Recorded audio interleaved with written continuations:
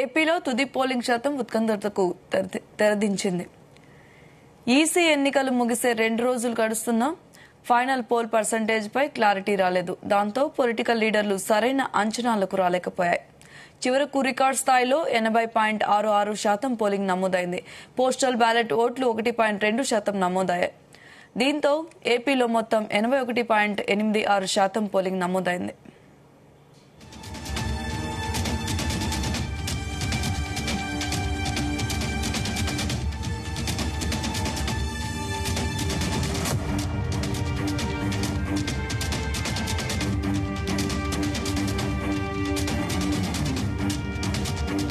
ఏపీలో తుది పోలింగ్ శాతం ఉత్కంఠతకు తెరదించింది. ఈసీ ఎన్నికలు ముగిసి 2 రోజులు గడుస్తున్నా ఫైనల్ పోల్ పర్సంటేజ్ పై క్లారిటీ రాలేదు. దాంతో పొలిటికల్ లీడర్లు సరైన అంచనాలకు రాలేకపోయాయి. చివరకు రికార్డ్ స్థాయిలో 80.66% పోలింగ్ నమోదైంది. పోస్టల్ బ్యాలెట్ ఓట్లు 1.2% నమోదైంది. దీంతో ఏపీలో మొత్తం 81.86% పోలింగ్ నమోదైంది.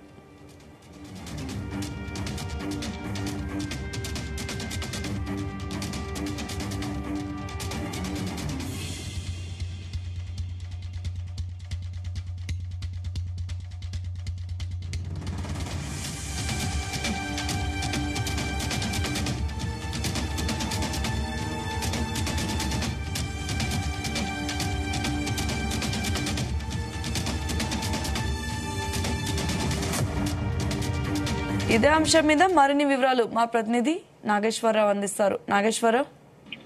సౌమ్య, ఆంధ్రప్రదేశ్ లో 2024 ఎన్నికలకు సంబంధించి ఉత్కంఠకు తెరదీసింది. దాదాపుగా గత 2 రోజుల నుంచి కూడా సరైన అవగాహన ఏది కూడా ఆ ఎన్నికల కమిషన్ కల్పించలేకపోయింది. ఏదైతే ఆంధ్రప్రదేశ్ రాష్ట్రంలో జరిగిన ఉత్కంఠ పోరుకు సంబంధించి ఎన్నికలలో మొత్తానికైతే పర్సంటేజ్ ఒకటి ఫైనల్ అయిందని అంటున్నారు. అది కూడా అందరూ కూడా రకరకాల వాదనలు వినిపిస్తా ఉన్నారు. అఫీషియల్ గా ఇంత మటుకు ఎన్నికల కమిషన్ అయితే ఆంధ్రప్రదేశ్ లో ఆ మీడియా సమావేశం ఏర్పాటు చేసి ఇదే పరిస్థితి అనేది అయితే చెప్పలేదు.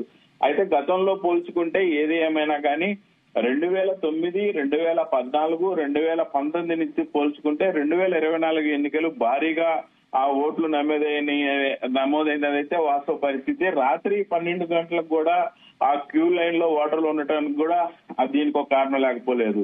గత ఎన్నికల్లో చూసుకుంటే ఆ ఎక్కడా కూడా తెల్లవారుజామున 7 నుంచే క్యూ లైన్లలో భారీగా నుంచున్న పరిస్థితి అయితే లేదు. కానీ ఈ ఎన్నికల్లో ఆ పూర్తి స్థాయిలో కూడా తెల్లవారుజామున 7 భారీగా క్యూ లైన్లలో ప్రజలు నిలబడి ఆ ఓటింగ్ లో పాల్గొన్నారు. దీంట్లో ప్రధానంగా యువత, ఆ ముసలి ముతక అయితే ఎక్కువ శాతం పాల్గొనడం వల్లే ఆ ఓట్ల శాతం పెరిగిందని చెప్పుకోవచ్చు. అయితే ప్రధానంగా చూసుకుంటే ఆ ప్రస్తుత సార్వత్రిక ఎన్నికల్లో ఆంధ్రప్రదేశ్ లో ఆ పోస్టల్ బ్యాలెట్ తో కలిపి 82%, 86 వచ్చిందనేది ఒక అంచనాకు వచ్చారు. అయితే ఈ మేర నమోదైన కొన్ని పత్రికల మేరకు 82.3% లాగా చెప్తున్నారు.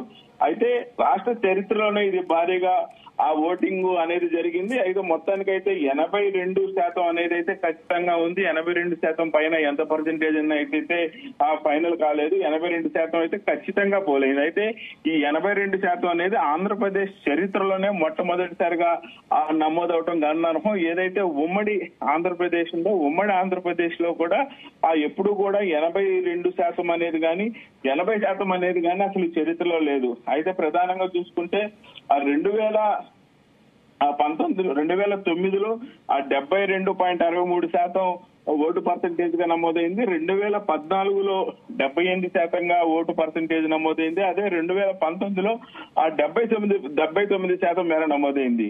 72, 78, 79 అంటే ఆ ప్రతి సంవత్సరం కూడా 2%, 3% పెంచుకుంటా ఆంధ్రప్రదేశ్ లో పోలింగ్ నమోదవుతా ఉంది. ఈ క్రమంలో ఏకంగా ఈ సంవత్సరం 82% పైన నమోదవటం మాత్రం గమనార్హం. అయితే ఇది చరిత్రలో మొట్టమొదటిసారిగా 80% పెరగటం అనేది ఆ గమనార్హం. ఈ రకంగా చూసుకుంటే 2009లో పోలిస్తే 2009తో పోల్చుకుంటే 2000 ఎన్నికల్లో 9.74% మేర ఓటు బ్యాంకింగ్ పెరిగింది. 2014తో పోలిస్తే 3% పెరిగింది.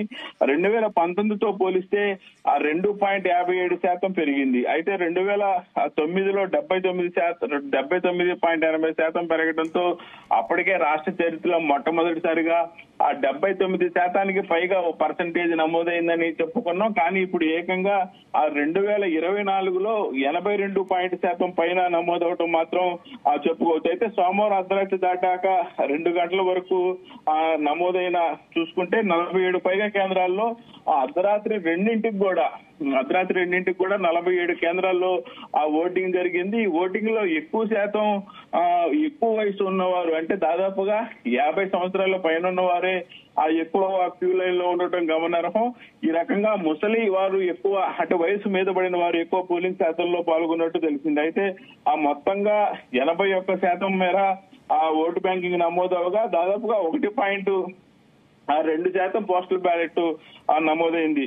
అయితే మొత్తంగా చూసుకుంటే ఆంధ్రప్రదేశ్ చరిత్రలోనే ఈ ఓటు శాతం ఎక్కువ పెరిగింది. దీనికి సంబంధించి ఎన్నికల కమిషన్ కూడా, కేంద్ర ఎన్నికల సంఘం గాని రాష్ట్ర ఎన్నికల సంఘం గాని మొదటి నుంచి కూడా ఆ తీవ్ర స్థాయిలో పలు రకాలు, గతంలో ఎన్నడూ లేని విధంగా ఓటు నమోదుకి చాలా రకాలుగా అవకాశం ఇచ్చిన క్రమంలోనే ఆ ఓటు శాతం అయితే తీవ్రంగా పెరిగిందని చెప్పుకోవచ్చు. అయితే ఏది ఏమైనా ఆంధ్రప్రదేశ్ రాష్ట్రంలో ఇంత ఓటు శాతం పెరగటం అనేది అయితే ఒక చరిత్రలాగా చెప్పుకుంటున్నారు. దీనికి సంబంధించి దాదాపుగా డాక్టర్ బిఆర్ అంబేద్కర్ కోనసీమలో 83% వచ్చింది. గతంలో పోల్చుకుంటే గతం కన్నా ఇది ఎక్కువగా ఉంది. అలాగే ఏలూరులో 83%, సత్యసాయి జిల్లాలో 82%, చిత్తూరులో 82%, ప్రకాశం జిల్లాలో 82.40%, బాపట్లలో 82.33%, కృష్ణా జిల్లాలో 82.20%, అనకాపల్లిలో 81.63%, పశ్చిమ గోదావరిలో 81.2%, నంద్యాలలో 80.92%, విజయనగరంలో 79.41%, తూర్పు గోదావరి జిల్లాలో 79.41%, 79.31% తూర్పు గోదావరిలో, అలాగే అనంతపురంలో 79.25%, ఎన్టీఆర్ జిల్లాలో 78.76%, వైఎస్ఆర్ జిల్లాలో 78.72%, పల్నాడు జిల్లాలో 78.70%, నెల్లూరులో 78.10%, తిరుపతిలో 76.83%, కాకినాడలో 76.37%, అన్నమయ్యలో 76.12%, కర్నూలులో 75.83%, గుంటూరులో 75%, శ్రీకాకుళంలో 75.41%, పార్వతీపురం మన్యంలో 75.24%, అత్యల్పంగా ఆంధ్రప్రదేశ్ రాష్ట్రంలో నమోదైన జిల్లాలుగా విశాఖపట్నం, అల్లూరు సీతారామరాజు నిలిచాయి. విశాఖపట్నంలో అయితే అత్యల్పంగా గత సంవత్సరం కన్నా తక్కువ నమోదైంది, 65.50% నమోదైంది. ఇంకా ఆంధ్రప్రదేశ్ చరిత్రలోనే చివరిగా నిల్చున్న జిల్లా అల్లూరు సీతారామరాజు జిల్లాలో అత్యల్పంగా 63.19% నిలిచింది. అయితే మొత్తానికి కర్నూలు జిల్లా ఆలూరు మండలంలో అయితే కురవల్లి గ్రామంలో 109% పోలింగ్ కేంద్రంలో 100% పోలింగ్ నమోదవటం అయితే గమనార్హంగా చెప్పుకోవచ్చు. ఇది రాష్ట్ర చరిత్రలోనే మొదటిసారిగా 109 పోలింగ్ బూతుల్లో 100% పోలింగ్ నమోదవటం అయితే చరిత్రలోనే మొదటిసారి అని చెప్పుకోవచ్చు. ఈ పోలింగ్ కేంద్రంలో మొత్తం 940 మంది ఓటర్లు ఉండగా పురుషులు 460 మంది, మహిళలు 480 మంది ఉండగా అందరూ ఓటు హక్కు వినియోగించుకోవటం మాత్రం దేశ చరిత్రలో గాని రాష్ట్ర చరిత్రలో గాని ప్రప్రథమం అని చెప్పుకోవచ్చు. 13 జిల్లాల్లో, వీటిలో ముఖ్యంగా మనం చెప్పుకోవాల్సిందైతే 10 జిల్లాల్లో పైగా 80% నమోదవటం అనేది గొప్ప విషయం. దీంట్లో రాష్ట్రంలోనే డాక్టర్ అంబేద్కర్ కోనసీమ జిల్లాలో అయితే 83.19% సాధించింది. దీంతో ఆంధ్రప్రదేశ్ లో మొదటిగా ఎక్కువ పర్సెంటేజ్ సాధించిన జిల్లాగా డాక్టర్ కోనసీమ అంబేద్కర్ జిల్లా అయితే నిలిచింది. సౌమ్య. ఓకే నాగేశ్వరరావు, అయితే పోలింగ్ సరళిపై పార్టీలు ఏమనుకుంటున్నాయి? పోలింగ్ సరళిపై పార్టీలు భిన్న రకాలుగా స్పందిస్తున్నాయి. ముఖ్యంగా ఎన్డీఏ కూటమి చూసుకుంటే యువత ఎక్కువగా ఈ ఓటింగ్ శాతానికి నిలబడింది. యువత ఎక్కువ ఓటింగ్ శాతానికి నిలబడటానికి కారణం పవన్ కళ్యాణ్ పిలుపుకి గాని, చంద్రబాబు నాయుడు రాష్ట్రం అతలాకుతలం అయిపోయింది, రాష్ట్రం బాగా దీనాస్థితిలో ఉంది. ఈ దీనాస్థితి వ్యవస్థ నుంచి బయటకు తీసుకురావాలంటే చంద్రబాబుకే సాధ్యం.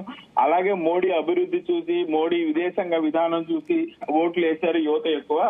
ఈ ముగ్గురు, పవన్ కళ్యాణ్ పిలుపు, చంద్రబాబు నాయుడు అభివృద్ధి మంత్రం, అలాగే విదేశాంగ విధానంలో మోడీ యొక్క జాప్యం, మోడీ యొక్క అభివృద్ధి పనులు కానీ వీటన్నిటికీ కలిపి ఆ యూత్ అట్రాక్షన్ అయ్యి ఆ యూత్ అధికారంలోకి ఎన్డీఏ కూటమి తీసుకురావడానికి భారీగా పోలింగ్ శాతానికి హాజరయ్యారని చెబుతున్నారు. మరోపక్క వైసీపీ మాత్రం ఏదైతే పేదల గురించి పట్టించుకొని మధ్యతరగతి కుటుంబాలను పట్టించుకొని అత్యధిక సంక్షేమ పథకాలు ఇస్తా వారిని ఇంటింటికి ప్రతి 50 మంది ఇంటికి కూడా ఒక వాలంటీర్ని పెట్టి వాళ్ళకి ప్రతి ఒక్క ప్రభుత్వ పథకం గురించి వివరిస్తూ వాళ్ళ దగ్గర నుంచి ₹1 కూడా డబ్బులు తీసుకోకుండా ఆ ప్రభుత్వ పనులు ఇంటికి చేరవేరుస్తున్నారు. ఇలాంటి ప్రభుత్వం మరలా రాదని యూత్ ఆ వైసీపీ ప్రభుత్వాన్ని గెలిపించడానికి ఎక్కువ ఎన్నికల్లో పాల్గొందని చెబుతున్నారు. అలాగే ఏదైతే ముసలి వాళ్ళు ఉన్నారో వయసు మీద పడిన వాళ్ళందరూ కూడా ఏదైతే ఎన్నికల తరుణంలో 2 నెలలు ఎన్నికలు యంత్రాంగం మొత్తం నడిచింది. ఈ ఎన్నికల యంత్రాంగం నడిచిన 2 నెలల్లో కూడా ముఖ్యంగా 2 నెలల పాటు వయసు మీద పడిన వారికి వృద్ధాప్య పెన్షన్ వచ్చింది. వృద్ధాప్య పెన్షన్ వచ్చిన క్రమంలో 5 సంవత్సరాలు పూర్తిగా కూడా వాలంటరీ వ్యవస్థ ఆ ఇంటికి వచ్చి ఇంటి దగ్గర మనకి పెన్షన్ ఇచ్చిన విధానం చూసాము. అయితే ఈ 2 నెలల పాటు కోర్టులో జరిగిన సంఘటనలు కానీ టీడీపీ వేసిన ఆ కేసులు కానీ మొత్తానికైతే రాష్ట్ర ఎన్నికల సంఘం కానీ హైకోర్టు కానీ పెన్షన్లు పంపిణీ చేయడానికి వాలంటీర్లు వీల్లేదని వాలంటీర్ వ్యవస్థను పక్కన పెట్టింది ఎన్నికలు అయిపోయేదాకా. ఈ క్రమంలో చాలా మంది వృద్ధులు ఎండాకాలం పూర్తి స్థాయిలో ఉష్ణోగ్రతలు అధికంగా నమోదవటం ఉక్కపోత వాతావరణం నెలకొనడంతో ఒక్కసారిగా వృద్ధులు ఆ పెన్షన్ తీసుకునే క్రమంలో కొంతమంది చనిపోయిన పరిస్థితి అయితే ఏర్పడింది. ఈ చనిపోయిన పరిస్థితి ఏర్పడటం కానీ వృద్ధులు అక్కడ దాకా వెళ్లి వికలాంగులు వృద్ధులు పెన్షన్ తీసుకోవడానికి 2 నెలలు పలు రకాలుగా ఇబ్బంది పడిన క్రమంలో మరలా టీడీపీ ప్రభుత్వం వస్తే తమకి ఈ ఇబ్బందులు అలానే ఉంటాయి, వాలంటరీ వ్యవస్థని టీడీపీ ప్రభుత్వం ఉంచుదేమోనన్న ఆలోచనతో ఖచ్చితంగా వైసీపీ ప్రభుత్వమే మళ్ళా రావాలంటూ వృద్ధులు భారీగా పోలింగ్ శాతానికి నమోదయ్యారు. అదంతా కూడా వైసీపీకే పడిద్దని వైసీపీ వాదన ఉంది. అయితే ఏదేమైనా మొత్తానికైతే ఉత్కంఠంగా ఉన్న ఎన్నికల్లో ఈవీఎంల ప్యాడ్ల నుంచి బయటికి రావాలంటే 4వ తారీఖు దాకా ఎదురు చూడాల్సిన పరిస్థితి అయితే ఏర్పడింది. Soumya. Okay Nageswara Rao, thank you.